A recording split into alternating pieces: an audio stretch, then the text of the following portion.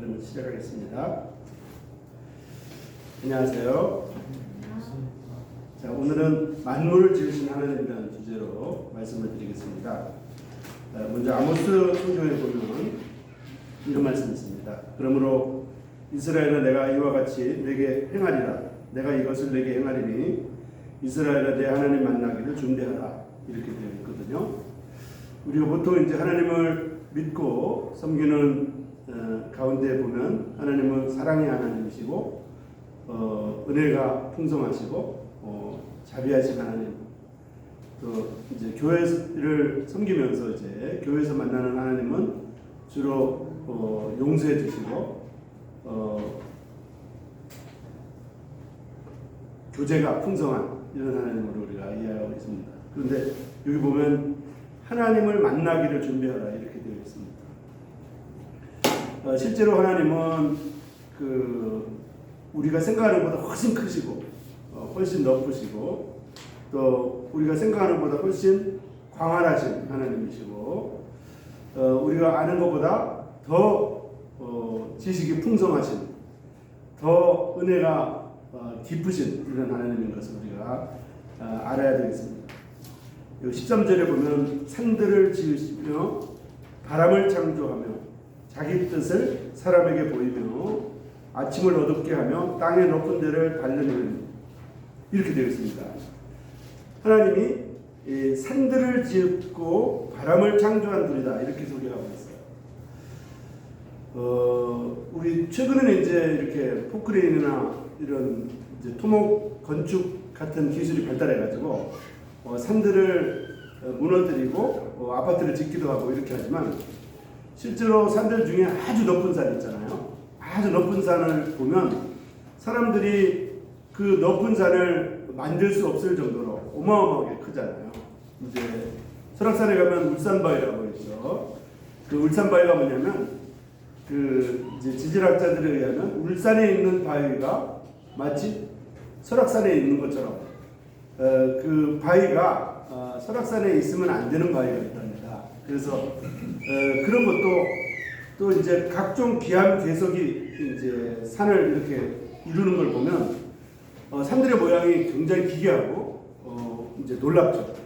그런 산들을 지으신 하나님이라고 하는 것을 우리가 우리에게 성경을 소개해 주고 있습니다. 가장 높은 산을 지으신 하나님, 그리고 산들을 만드신 하나님, 이 하나님을 우리에게 소개해 주고 있습니다. 그 다음에 바람을 창조하며 이렇게 되는데요. 우리는 지구 행성에 살고 있기 때문에 바람에 대해서 이렇게 당연시하게 생각합니다. 바람이 불고 이제 바람이 이렇게 부는 것에 대한 어떤 이로움이라든지 이런 도움을 잘 알지 못하고 살아가고 있습니다. 근데 아파트에서 이렇게 채소를 기르거나 화초를 기르다 보면 아파트 안에 바람이 불지 않는 곳에 이렇게 놔두면 금방 죽는 경우가 많죠. 그리고 이제 고추나 이제 상추 같은 걸 심어도 바깥에 바람이 불고 햇빛이 나야지 이게 자라는데 바람이 안 불고 햇빛이 나지 않으면 자라지 못합니다. 바람이 불지 않으면 이 지구 행성에 바람이 불지 않으면 생명이 살아갈 수가 없어요. 사람이 오래전에 달에 갔다 왔잖아요. 달에는 바람이 없어요. 바람이 없기 때문에 생명체가 살 수가 없어요. 그래서 달에 가가지고 사람 발자국을 이렇게 딱 하면 그 발자국이 영원토록 변하지 않습니다. 바람이 불지 않기 때문에, 모래가 흔들리지 않기 때문에, 바람이 불지 않기 때문에 어떠한 생명체도 살 수가 없어요. 지구에 바람이 분다고 하는 것은 생명체가 있다고 하는 것이고 바람으로 인해서 여러 가지 어려움이나 힘든 일들이 많지만은 그래도 바람이 불기 때문에 생명체가 사는 것입니다. 바다에 바람이 불지 않으면 파도가 치지 않고 파도가 치지 않으면 바다의 물고기가 다 죽어버립니다. 하늘에 뿐만 아니라 땅에 있는 이런 바람을 부는 이런 것들이 굉장히 중요한 것을 볼 수가 있습니다. 우리가 천문학이나 이런 이제 우주에 관해서 공부하다 보면 바람이 안 부는 곳이 꽤 많아요. 그리고 바람이 부는 곳도 꽤 많이 있고요. 근데 일단 바람이 안 부는 곳은 생명체가 없어요. 바람이 생명체가 있는 조건이 바람이 있어야 되고 그다음 물이 있어야 되거든요. 물도 없고 바람도 없는 곳은 생명체가 없습니다. 그래서 이제 이 지구에 바람을 창조하신 분이라고 하는 것을 하나님을 소개할 때 바람을 창조한 분이라고 이렇게 소개하고 있습니다. 그 다음에 아침을 어둡게 하며, 아침을 어둡게 한다는 말이 무슨 말일까요? 아침이 갑자기 어두워질 수 없잖아요. 근데 아침에 갑자기 비바람이 치고 갑자기 흑구름이, 새카만 구름이 이렇게 끼게 되면 아침에 해돋는 아침도 새카맣게 변할 수가 있어요. 이렇게 하시는 분이 하나님이라고 하는 것입니다. 그리고 땅의 높은 데를 밟는 분. 땅의 높은 곳을 우리가 이제 에베레스트 산 같은 데 등산하려면 이제 오랜 동안의 연습과 훈련과 이런 것도 보통 신체가 아니면 에베레스트 산에 올라갈 수 없잖아요. 그런데 가장 높은 산 위에 발을 밟는 분, 그분이 하나님이라고 이렇게 소개하고 있습니다. 우리는 늘 이제 교회 안에서 하나님을 만나고 형제자매들과 함께 하나님에 대해서 얘기하고 또 성경에서 하나님의 역사를 만나기 때문에 하나님의 실제적으로 광활하신 하나님 그리고 공의의 하나님에 대해서 우리가 생각하지 못하는 경우가 많이 있습니다. 사도행전 17장에 보면 이 하나님을 이렇게 소개하고 있습니다. 우주와 그 가운데 있는 만물을 지으신 하나님, 이렇게 되어 있거든요. 우주와 그 가운데 있는 만물을 지으신 하나님.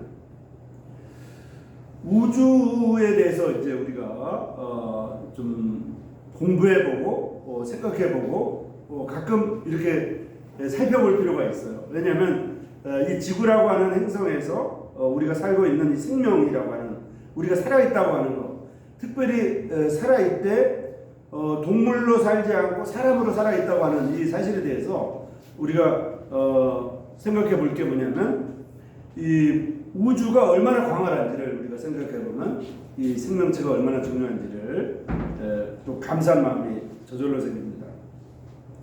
우주는 이제 이 지구는 지금 이제 현재 해라고 하는, 해가 하나의 별이잖아요, 그죠? 해가 하나의 별이고 태양이 하나의 별이고 태양 주변으로 각종 행성들이 있고요. 행성들 주변으로 이제 달과 같은 위성들이 또 있어요.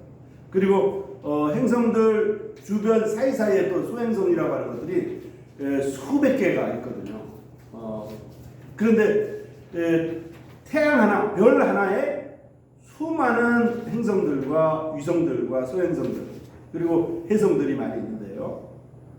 이 우리가 살고 있는 이 지구 행성에 속해 있는 태양계가 속해 있는 은하계는 10억 개의 별이 있다고 합니다. 10억 개의 별. 10억 개의 별이면 헤아릴 수 없을 정도로 많아요. 우리가 헤아릴 수 없을 정도로 많은 별이죠.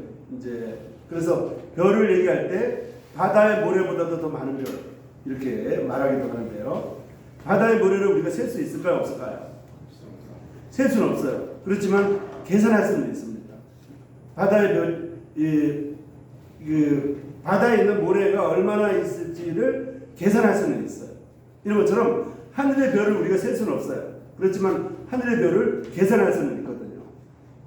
그래서 계산해 보니까 은하계에는 10억 개의 별이 있고 이러한 은하계와 같은 은하계가 10억 개 정도가 또 있다고 합니다.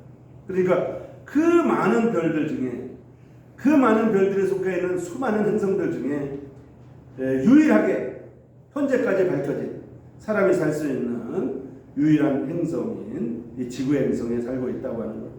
이것이 우리에게 하나님이 어떤 분인가를 우리에게 생각나게 합니다. 그 다음에 25절에 보면 만민에게 생명과 호흡과 만물을 친히 주시는 분, 이렇게 되어 있습니다. 만민에게.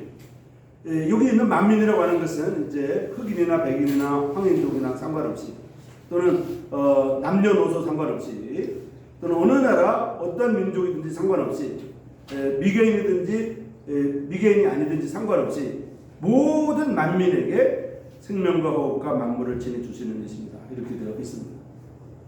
여기 보면 생명과 호흡과 만물에 대해서 조금 생각해 보면요, 이 호흡을 주시는 분, 하나님은 우리에게 호흡을 주시는 분. 사람이 마지막으로 죽을 때 왜 죽느냐면 이 폐렴으로 죽어요. 폐렴으로 죽는다는 것은 무슨 뜻이냐면 숨을 쉬지 못해서 죽는 거예요. 숨을 쉬지 못하는 이유가 뭐냐면 폐에 물이 차기 때문에 죽는 거예요. 폐에 물이 차기 때문에 죽는 이 일 때문에 사람이 죽는데, 평생 동안 우리가 죽을 때까지 이 호흡을, 숨을 쉴 수 있도록 도와주는 분이 하나님이세요. 숨을 쉴 수 있도록 도와주죠. 우리가 자다가 숨을 쉬지 못하고 죽을 수도 있거든요. 그런데 우리가 잘 때 내일 아침에 깨지 못하면 어떡하지 이렇게 걱정하면서 자는 사람 없잖아요. 그 숨 하나하나를 지켜주시고 도와주시는 분이 하나님이라 이렇게 알 수가 있습니다. 그래서 호흡을 주시는 분이다. 그 다음에 생명을 주시는 분. 생명을 주시는 분. 우리의 생명이 우리가 지금 이제 먹지 않으면 우리가 생명을 유지할 수가 없잖아요. 먹는 것들이 대부분 땅에서 나는 거거든요. 사람이 흙으로 만들어졌기 때문에 흙에서 나오는 재료를 가지고 우리가 음식을 만들어서 먹습니다. 근데 그 음식을 만들어 먹는 채소라든지 열매라든지 뿌리 열매라든지 이런 것들이 대부분 다 한 개 한 개가 다 생명체예요. 한 개 한 개가 세포이고 한 개 한 개가 다 살아있어요. 그게 살아있기 때문에 그거를 삶아서도 먹기도 하고 구워서도 먹기도 하고 그렇게 하지만 생으로도 먹잖아요. 그죠? 그런데 그것이 오랫동안 금방 구워거나 금방 삶아가지고 금방 먹지 않으면 변하잖아요. 그래서 그것이 우리가 생명을 먹는 거랑 이제 별반 다를 게 없거든요. 그래서 생명을 주시는 분. 하나님은 우리에게 시간마다 매 초마다 생명을 주시는 분이다. 이렇게 볼 수가 있습니다. 그리고 호흡을 주시는 분. 그리고 만물을 주시는 분. 이렇게 되어 있습니다. 하나님은 우리에게 만물을 주시는데요. 하나님은 우리를 흙으로 만드셨고 흙으로 만드신 것 때문인지는 몰라도 우리가 먹는 음식들 중에 뿌리로 되어 있는 음식 있잖아요. 뿌리 음식, 열매 음식보다는 뿌리 음식이 건강에 더 좋다고 합니다.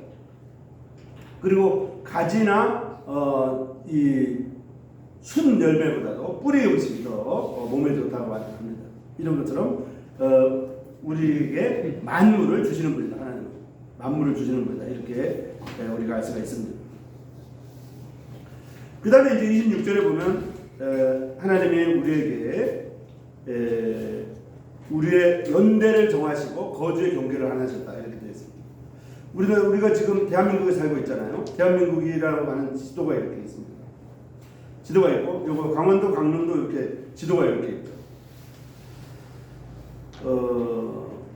아무런 생각 없이 이렇게 생각할 수도 있지만, 이 말씀을 보면 그 지도가, 강릉이라고 하는 지도가 이렇게 생긴 것도 하나님이 정하셨다. 이렇게 성경을 읽을 수가 있어요. 동해안이 이렇게 이제 해안선이 이렇게 있는데 그것도 하나님이 정하셨다고 볼 수가 있어요. 그리고 그 거주의 경계를 하나님이 정해 주셨고, 그 다음에 아침, 점심, 저녁, 또 생년월일 이런 이제 시간을 하나님이 우리에게 주신 것입니다. 그래서 시간과 공간을 우리에게 주셔서 우리가 지금 4차원의 세계에 살고 있는데 시간과 공간을 주셔서 하루하루 살아갈 수 있도록 이렇게 도와주시고 계시는 분이죠. 그리고 하나님은 우리에게 한 혈통으로 아담의 후손들을 이렇게 삼아주셨습니다. 왜 이렇게 하셨을까?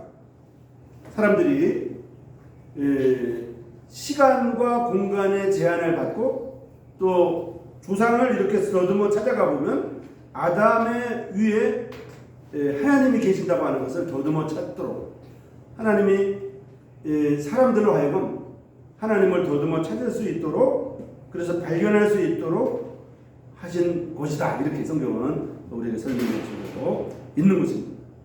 그래서 우리는 하나님을 힘입어 기도하고 하나님을 힘입어 살고 하나님을 힘입어 존재한다고 성경은 우리에게 가르쳐주고 있습니다.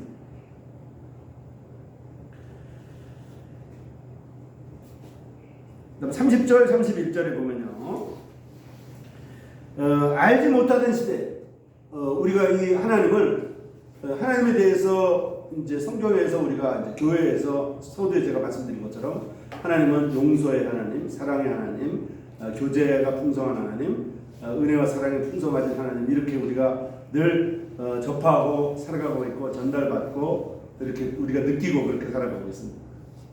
근데 실제로 성경에 나와 있는 하나님은 오히려 그것보다 훨씬 크시고 훨씬 광활하시고 훨씬 공의로우시고 훨씬 완벽한 이런 하나님이라는 것을 우리가 알 수 있고요. 간략하게 소개를 드렸습니다. 이런 하나님에 대해서 우리가 알지 못할 때도 있죠. 그리고 하나님이 인생들을 위해서 하나님의 독생자 예수 그리스도를 보내주셔서 사람들의 죄 때문에 영원한 지옥에 가야 되는데 그것을 이제 지옥에 가지 않도록 하나님의 사랑을 베푸셔서 천국으로 갈 수 있는 길을 열어주셨다고 하는 것을 지금은 전파되었고 지금은 그런 복음이 전달되었고 사람들에게 누구든지 믿을 수 있을 만한 이런 확실한 증거들을 많이 확보하게 되었잖아요. 성경이 우리에게 그것을 증거하고 있고 내 복음서가 그걸 증거하고 있습니다. 그리고 성경뿐만 아니라 이 땅에 현재 살아가고 있는 형제 자매들의 입술을 통해서 성경 복음은 증거되고 있습니다. 그리고 또한 하나님이 만드신 친히 만드신 만물을 통해서 하나님이 만드신 우주 만물과 하나님이 만드신 우리의 몸의 구조를 통해서라도 하나님이 만드신 이런 창조물들을 통해서라도 그런 만물에 분명히 하나님을 알 만한 증거가 분명히 드러나 있는 것을 우리가 볼 수가 있습니다.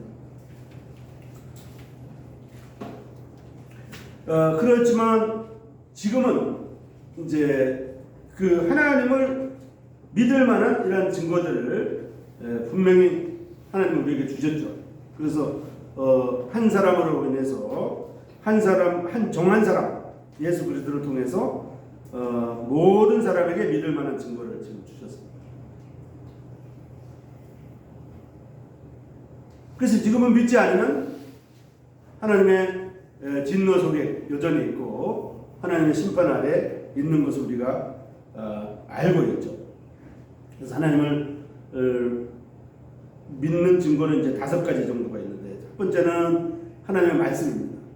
하나님의 말씀은 살았고 운동력이 있어서 좌우에 낯선 어떤 검보다도 예리하고 우리의 관절과 골수와 우리의 심령을 찔러 쪼개기까지 한다고 되어 있잖아요. 하나님의 말씀, 이 하나님의 말씀은 우리에게 그러한 큰 효과가 있지만 또한 수많은 언어들을 통해서 번역되어 있고요. 수백만 권씩 하루에도 이렇게 팔린다고 합니다. 그리고 많은 사람들이 이 성경을 통해서 하나님에 대해서 찾아보고 하나님에서 발견하고 하나님의 사랑에 대해서 깨닫게 되는 것을 우리가 알 수가 있습니다. 이것이 이제 우리가 하나님을 믿는 첫 번째 방법이고요. 두 번째 방법은 제가 말씀드린 것처럼 만물을 통해서 자연 만물을 통해서 하나님이 우리에게 증거하십니다. 자연 만물을 통해서 하나님이 우리에게 증거하시는데 특별히 과학을 하거나 의학을 공부하거나 이런 사람들은 사람들이 이해하고 하지 못하는 수많은 일들이 많거든요. 수많은 일들이 많기 때문에 하나님이 없다고 도저히 얘기할 수 없을 정도로 그러한 신비한 것들이 너무나 많아요. 우주에 관한 것이나 이제 생명에 관한 이런 부분들을 보면요. 그래서 대부분 의사들이나 천문학자들은 하나님을 안 믿는 사람이 별로 없습니다. 설명이 안 되거든요. 이제 하나님을 믿지 않으면 설명이 안 되는 부분들이 너무나 많아요. 그래서 성경을 통해서 하나님을 우리가 믿을 수가 있고, 두 번째는 우주 만물을 통해서 자연 세계를 통해서 우리가 믿다고 이렇게 말씀드릴 수가 있습니다. 세 번째는 양심을 통해서 우리가 믿습니다. 양심을 통해서 믿는데요. 양심은 성경에 보면 이렇게 되어 있어요. 서로 로마서 2장에 보면 양심이 증거가 되어 생각들이 서로 고발하며 서로 변명하며 그 마음에 새긴 율법의 행위를 나타낸다. 이렇게 되어 있습니다. 우리는 사람들은 양심이 있기 때문에 양심 가운데 뭔가 이렇게 서로 마음속에서 이렇게 서로 싸워요. 그리고 마음속에서 서로 변명해주고 마음속에서 서로 깊이 생각해보면 결론을 낼 수가 있어요. 우리는 양심이 있기 때문에 하나님이 없다고 담대하게 얘기했어요. 그래서 성경에 보면 하나님이 밀어낸 자는 하나님이 없다고 한다고 그랬죠. 무지한 자는 하나님이 없다고 그랬죠. 가장 어리석은 자가 하나님이 없다고 말하는 사람이라고 그렇게 돼요. 하나님이 없다고 말하는 사람은 깊이 생각해 보지도 않고 하는 말이에요. 그게. 그러니까 마치 짐승처럼 말하는 것이다. 이렇게 성경이 강하게 말하고 있습니다. 그래서 하나님이 없다고 감히 우리가 말하지 못할 정도로 하나님을 믿을 만한 증거는 아니고, 그 우리 마음의 양심이 서로 변명해주고 서로 고발해주고 이렇게 한다, 이렇게 되어 있습니다. 그래서 첫 번째는 이 성경 말씀이 우리를 증거하고요, 하나님을 증거하고, 두 번째는 만물이 자연 만물을 통해서 우리가 하나님을 알 수가 있습니다. 세 번째는 양심이 서로 변명하고 고발하죠. 그 다음에 네 번째는 이스라엘을 통해서, 이스라엘이라고 하는 나라를 통해서 보면 하나님이 계시다고 하는 것을 분명히 알 수가 있습니다. 이스라엘이라는 나라를 통해서 1948년에 독립하기까지 이스라엘이 예수님이 십자가에 못 박히고 예수님을 십자가에 못 박은 유대인들이 그 예수님을 십자가에 못 박은 그 죄를 저희들에게 돌리소서 한 그 말의 근거에 따라서 이스라엘은 AD 70년에 망했고, AD 70년 이후에 1948년도까지 나라가 없이 지내다가 1948년도에 다시 독립을 했죠. 독립을 하고 나서도 계속해서 침략을 받고 있고 공격받고 있고요. 지금도 여전히 지금도 전쟁 중에 있잖아요. 그래서 이게 앞으로 7년 환란을 지나서 천년왕국이 될 때까지 이스라엘은 성경에 있는 그대로, 성경에 있는 예언대로 계속 그 역사가 굴러가고 흘러가는 것을 볼 수가 있습니다. 그래서 이스라엘을 통해서 우리가 하나님을 믿을 수가 있고요, 하나님을 증거할 수가 있습니다. 그래서 첫 번째는 성경을 통해서, 두 번째는 자연 만물을 통해서, 세 번째는 양심, 네 번째는 이스라엘, 다섯 번째는 뭐냐면 이제 이 땅에 현재 살아가고 있는 성도들을 통해서, 현재 예수님을 믿는 거듭난 성도들의 입술을 통해서, 성도들의 삶을 통해서 하나님이 확실히 있다고 하는 것을, 존재한다고 하는 것을 증거할 수가 있습니다. 그래서 구원받은 성도를 통해서 하나님의 존재를 각각 알 수가 있습니다.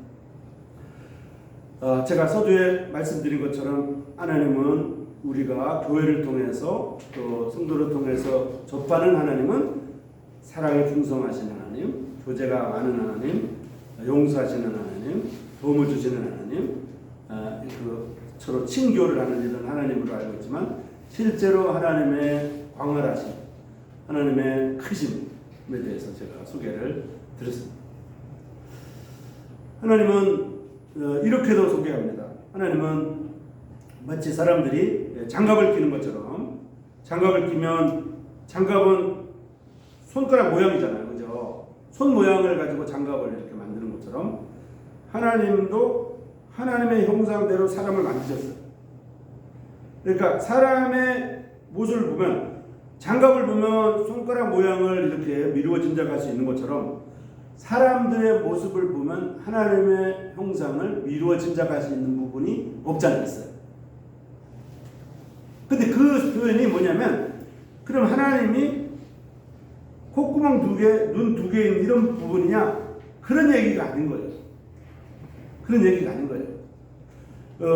이 장갑이 이렇게 이제 장갑이 털실로 이렇게 됐는데, 그러면 손가락이 털로 되어 있느냐? 이런 게 아니잖아요. 그죠? 이제 그 형상이,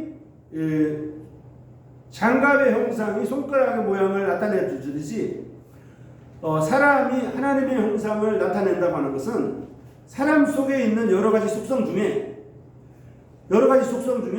하나님의 형상을 드러내야 되는 부분이 있다는 것이에요. 그게 뭐냐면 하나님의 공의로우심, 하나님의 정직하심, 하나님의 거룩하심, 이런 것들이 사람들을 통해서 드러나야 된다고 하는 거죠. 거짓말을 많이 하고 나쁜 짓을 많이 하는 이런 사람들이 하나님의 형상을 드러내는 것이냐? 그건 아니라는 거죠. 그러면 성도들을 통해서 하나님의 증거가 되어야 되는데, 성도들을 통해서 하나님의 어떤 모습이 나타나야 되느냐? 성도들을 통해서 하나님의 거룩하심이 나타나야 된다고 하는 거죠. 성도들을 통해서 하나님의 공의로우심이 드러나야 되고, 성도들을 통해서 하나님의 정의가 나타나야 된다고 하는 거죠.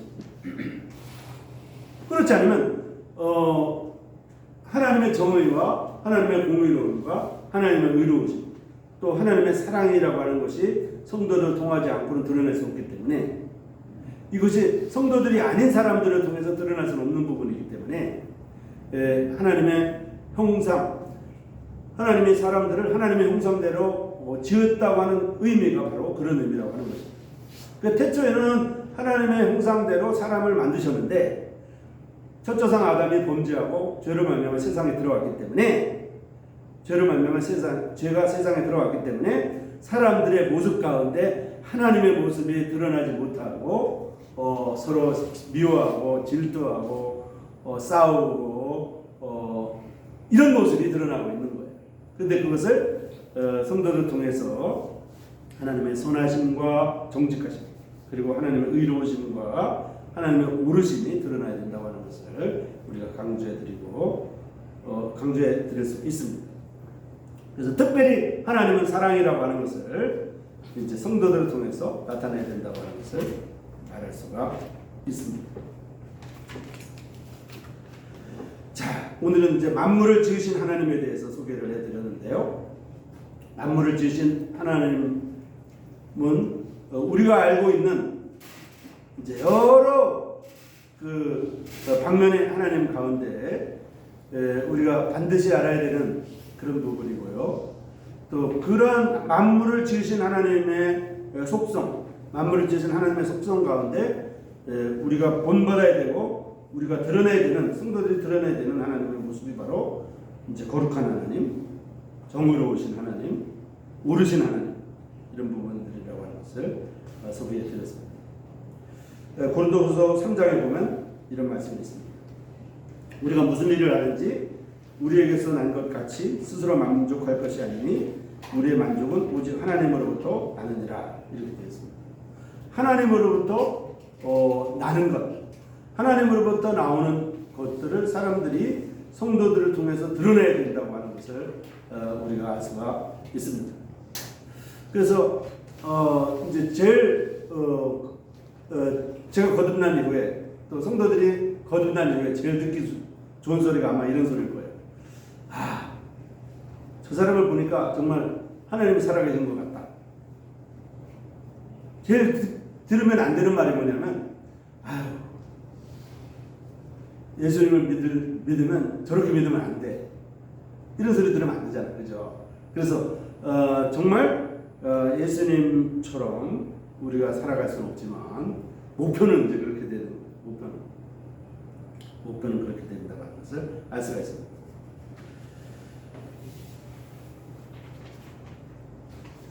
예, 전도서에 이제 이런 말씀이 있습니다. 거기 전도서 말씀이 인용되어 있죠. 전도서에 보면 사람들이 어두운 데서 먹고 많은 근심과 질병과 분노 속에서 살아간다, 이렇게 되어 있습니다. 실제로 우리의 삶은 여러 가지 분노도 있고, 여러 가지 실패도 많고, 여러 가지 슬픔도 많고, 질병도 많고, 실제로 우리의 삶은 밝은 곳만 있지 않아요. 어두운 곳이 많고요. 어둡고 힘들고 이런 것들이 많이 있습니다. 그렇기 때문에 그 평생 동안 먹고 마시고 낙을 누리고 이런 것들이 사람들이 각 사람들에게 정해진 몫이다, 이렇게 말하고 있고요. 하나님의 선물이다, 이렇게 되어 있습니다. 그 누구든지 또 재물과 부요를 누릴 수 있는 그런 이제 능력을 사람들에게 하나님이 주신 것 같아요.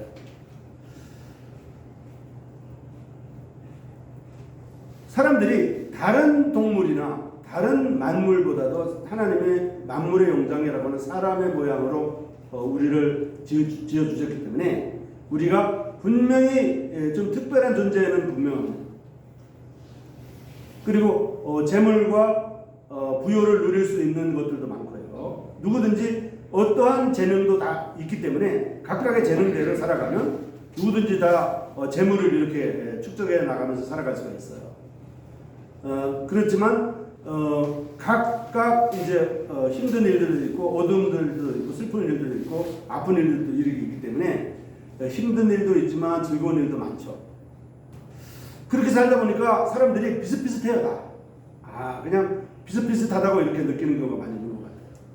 그래서 사람들이 자기 생명의 날을 깊이 생각하지 않고 살아요. 생명의 날에 대해서 깊이 생각하지 않고 죽음 이후의 삶에 대해서 깊이 생각하지 못하고 살아가는 경우가 많이 있습니다. 그래서 전도서는 사람의 본분을 지켜라 이렇게 전도서는 우리에게 말하고 있는 것입니다.